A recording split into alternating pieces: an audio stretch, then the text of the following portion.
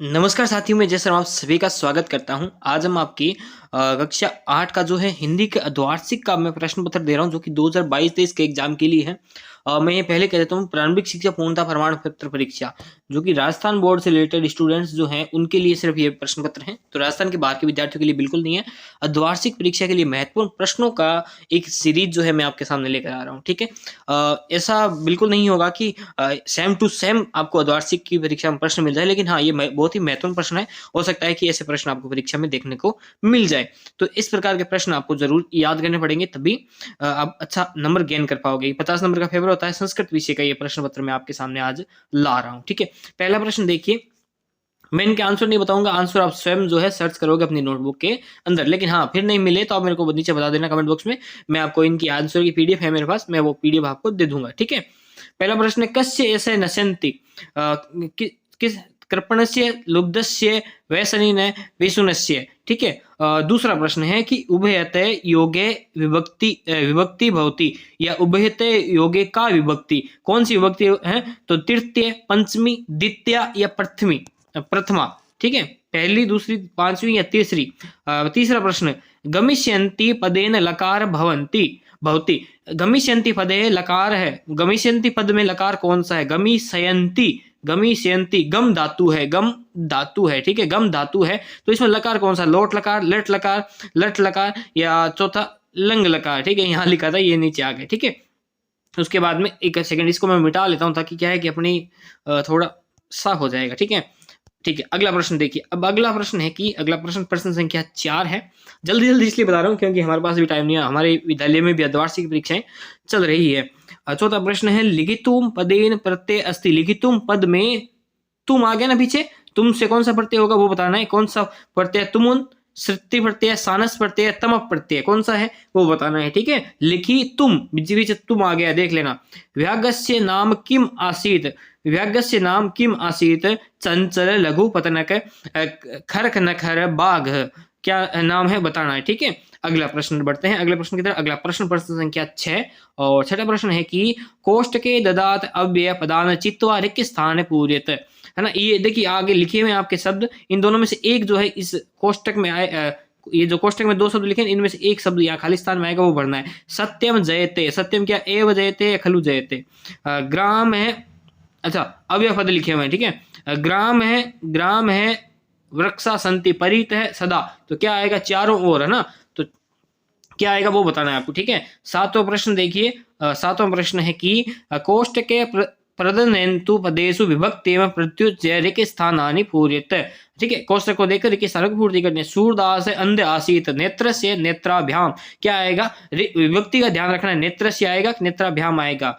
वृक्षा संति, नगरस्य या नगरम, नगरम वृक्षा संति या नगरस्य वृक्षा संति, तो क्या आएगा वो बताना है आपको, ठीक है। इसके अंदर इसको मैं डिलीट कर देता हूं ताकि अपने साफ रहे ना, ठीक है। अगला प्रश्न देखिए। अब अगला प्रश्न संख्या 8, और 8वां प्रश्न क्या है कि निर्देशानुसार क्रियापदम लिखत, निर्देश के अनुसार क्रियापद लिखना है। लिख धातु, लट लकार, मध्यम पुरुष, यानी एक आपको ऐसा क्रियापद लिखना है जिसमें क्या? लिख धातु हो, लिख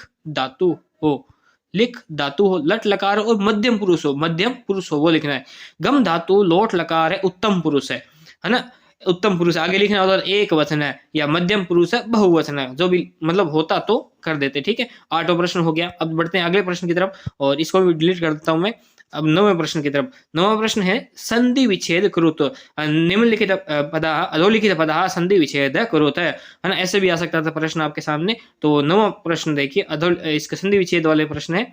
क्या क्या देखिए, क्या क्या है इसमें? सदैव है, है ना। सदैव का क्या हो जाएगा?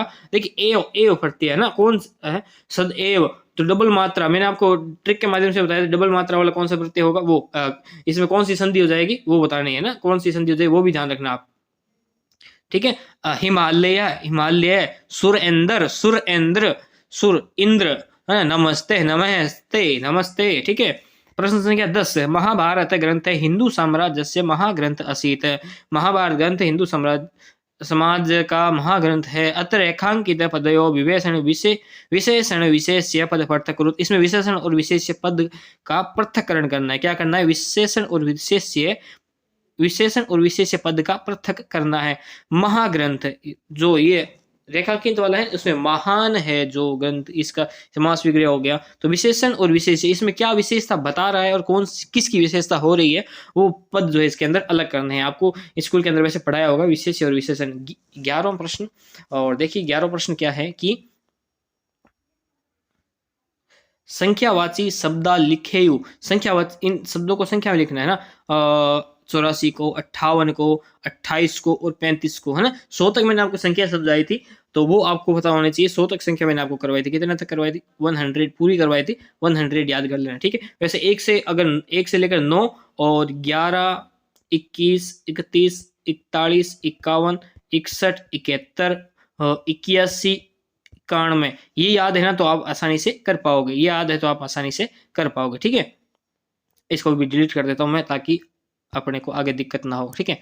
आगे बढ़ते हैं। अगला प्रश्न है कि अधोलिखित, अगला प्रश्न क्या है, अगला प्रश्न है कि अधोलिखित नाम प्रश्न नाम उत्तराणि पूर्ण वाक्य लिखन, इन प्रश्नों का उत्तर जो है पूरे वाक्य में लिखना है। राकेश कस्या तिरस्कार करोति, राकेश ने किसका तिरस्कार किया। सदैव पुरतो निदेहि चरणम गीतस्य रचयिता के, गीतस्य रचयिता के देव पुरतो निदेहि चरणम, गीतस्य रचना के कौन है बताना है। वस्त्रभुट के केसाम आवश्यकता न भविष्यति, कौन है बताना है। भगिनी सप्तके कानि राज्यानि सन्ति, इसका उत्तर आप देना पड़ेगा, एक एक लाइन में आ जाएगा उत्तर, है ना। हाँ, आगे बढ़ते हैं। अगला प्रश्न संख्या 13, और 13वां प्रश्न है कि रेखांकित पदमागर्त्य प्रश्न निर्माण कुरुत, इन प्रश्नों का क्या है, प्रश्न निर्माण करना है। किम या कैसा, दोनों में से एक लगा के। तेसा स्वामिन असमर्था संति केसा, मतलब क्या आएगा वो लिखना है, ठीक है। ठीक है, गलती से वो गलती हो जाए ना तो बस ठीक है ना। गलती से अगर मैं उत्तर बता भी दूं तो आप मानना मत, आप स्वयं उनको कॉपी को अपनी नोटबुक के अंदर वो उस उत्तर को सर्च करना, ठीक है। ये आपको जरूर सर्च करने, तभी मतलब बढ़िया रहेगा। अगर मैं उत्तर बता दूं आप करोगे तो आप भाई सब 2 नंबर का प्रश्न है तो 1 नंबर का ही आपको याद रहेगा, और बाकी के जो प्रश्न आएंगे वो आपको याद नहीं रहेंगे। अगर आप स्वयं सर्च करोगे तो आपको अच्छी तरीके से याद भी होगा। अगला प्रश्न है, अगला प्रश्न देखिए, अगला प्रश्न एक सेकंड डिलीट कर देता हूँ। और अगला प्रश्न देखिए कि प्रश्न हो गया क्या, प्रश्न 13वां हो गया। देखिए, प्रश्न पत्र देते हैं स्वपाठ्यक पुस्तकाय श्लोक द्वय लिख, तो कितने श्लोक, 2 श्लोक लिखने हैं 4 नंबर के। अधोलिखित तस्य पदांश से संस्कृत व्याख्या करोतु, या संस्कृत व्याख्या अनुवाद करोतु। चिन्तनया हि विपदाम आदावेव प्रतिक्रिया, न कुपखननं युक्तं प्रदीप्ते वही ननाग्रहे, है ना। एक ये है, और एक इसके अथवा में है। अभिवादनशीलस्य नित्यं वृद्धो सेविनः, चत्वारि तस्य वर्धन्ते आयुर्विद्या यशो बलम्, इन दोनों में से, है ना, एक करना है। दोनों में से क्या करना है, एक ही करना है आपको, दोनों नहीं करना है, दोनों में से एक करना है। लेकिन हाँ, याद आपको दोनों कर लेना, क्योंकि हो सकता है कि दोनों में से एक परीक्षा में आपको मिल जाए, ठीक है। अगला प्रश्न है 16वां प्रश्न। देखिए 16वां प्रश्न है कि विलिस्य वाणी ने कदापि में श्रुता अथवा कष्टकेनेव कष्टकम, पाठासार हिंदी भाषा है लिख, इस पाठ का सार जो है हिंदी भाषा में लिखना है। इन दोनों में से एक का लिखना है। विलेस्य वाणी ने कदापि में श्रुता और कष्ट कहने कष्टकम है, इन दोनों में से एक का करना है। 17वां प्रश्न देखिए कि धेनु विश्य अथवा अस्माकं ग्राम विश्य 5 वाक्यानि लिखे, सो कितने वाक्य लिखने हैं, 5 वाक्य लिखने, लिख देना भाई साहब। अगला प्रश्न है निर्देशनुसार विभक्ति लिखे, यू निर्देशानुसार विभक्ति लिखने। बालक है सृष्टि विभक्ति, बालक की सृष्टि विभक्ति क्या होगी। असमद है तृतीय विभक्ति, असमद की तृतीय विभक्ति क्या होगी, ठीक है। बाल की विभक्ति आप मेरे को बताया सारों को याद है ना, बहुत ही सरल है और आपको याद भी मैंने करवाई थी। इस साल तो नहीं, पिछले साल का एक वीडियो पढ़ा है, उसमें बहुत अच्छी तरीके से याद करवाई थी। अगला प्रश्न है, और देखिए कि प्रधानाचार्य प्रति अवकाश हेतु प्रार्थना पत्र लिखे, यू प्रधानाचार्य को अवकाश के हेतु प्रार्थना पत्र आपको लिखना है, ठीक है। अवकाश के लिए लिखना है तो लिखना, अब ये याद आपको अच्छी तरीके से कर लेना। इस प्रकार से टोटल 19 प्रश्न मैंने आपको यहाँ पे, आपको 19 टोटल कितने प्रश्न है, 19 प्रश्न ही आपको यहाँ पे मिले हैं, और 50 प्रश्न का आपका जो है द्वार्षिक का प्रश्न पत्र होगा, ठीक है। तो ठीक है, आज तक के लिए इतना ही, अगली बार फिर से मिलता है। कुछ भी दिक्कत हो तो आप मुझे कमेंट बॉक्स में नीचे बता देना, वहाँ पे आपकी प्रॉब्लम का सोल्यूशन कर दिया जाएगा। तो आज तक के लिए इतना ही, अगली बार फिर से मिलते हैं, तब तक के लिए जय हिंद, जय भारत, वंदे मातरम। यदि आप राजस्थान माध्यमिक शिक्षा बोर्ड कक्षा 8 से लेकर 12 तक के विद्यार्थी हैं तो आप बिल्कुल सही जगह पे हैं, क्योंकि आपको यहाँ पे मिलेंगे सभी विषयों के महत्वपूर्ण प्रश्नोत्तर बस एक क्लिक में। तो हमसे जुड़ने के लिए आज इस चैनल को सब्सक्राइब करें और साथ में दिखने वाले बेल आइकन को दबाएं।